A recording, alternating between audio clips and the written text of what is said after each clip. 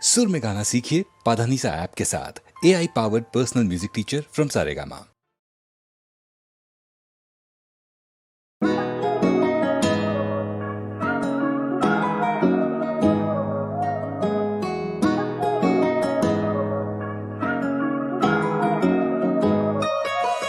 तुम्हें हवा के पास बुलाइब हो,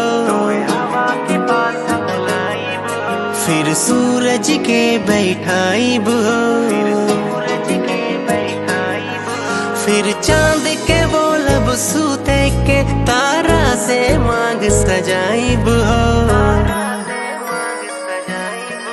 ऐसे तो से बियाह कराइब हो, हम तो से बियाह कराइब हो।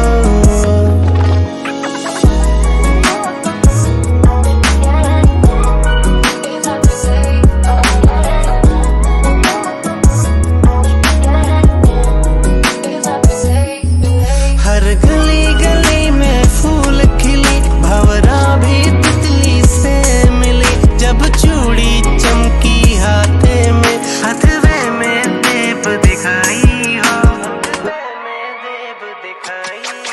ऐसे तो से बियाह कराइब हो, हम तो से बियाह कराइब हो।